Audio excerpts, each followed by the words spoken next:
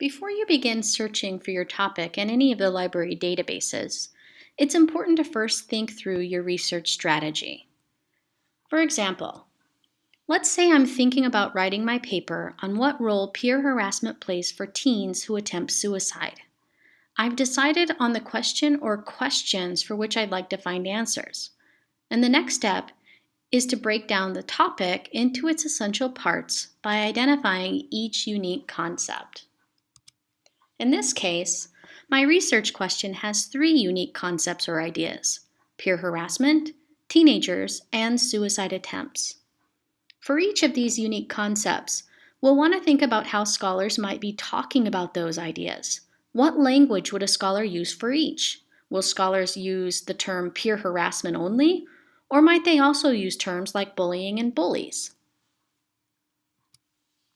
As you brainstorm search terms for your topic, consulting a thesaurus, encyclopedia, course texts, readings from class, or your notes from class discussions might be helpful. Although you wouldn't cite these in a college-level research assignment, they can be useful tools for brainstorming search terms. Here's a list of the terms that I've brainstormed for each of the unique concepts in my research question. Before we put them into the database, there are a few things that we can do to make the database work better for us. First, be sure to put quotes around any phrases, multiple words, that you might be searching for.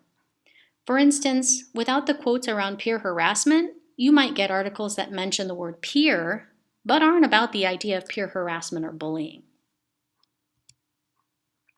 There's also a trick to search for words with multiple endings by replacing parts of the word with an asterisk.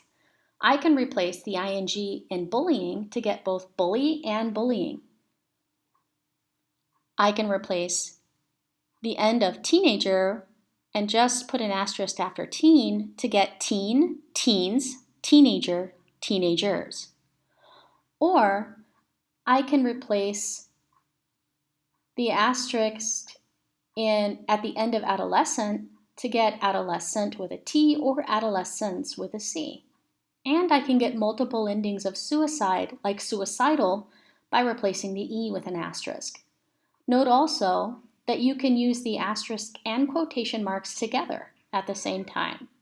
So I can search for the phrase suicide attempt while still searching for multiple endings for both words.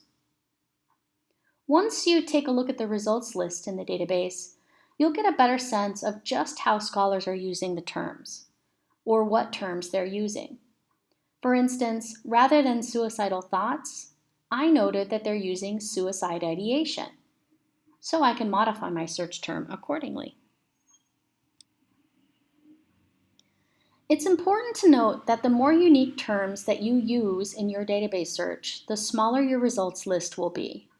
For example, let's say that we search for concept number 1, the idea of peer harassment and bullying, in one of our library databases and find that there are over 11,000 results.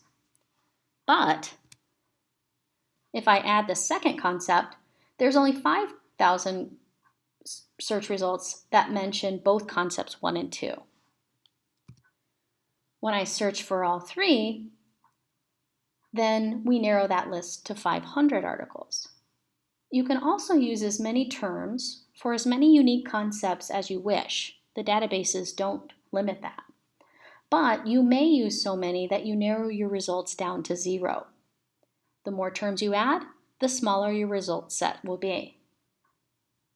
And if that's the case, try broadening your search by eliminating one or more of concepts or some of your search terms. Perhaps just searching for concepts 1 and 2 or concepts 2 and 3 until you get the results list that you're hoping for.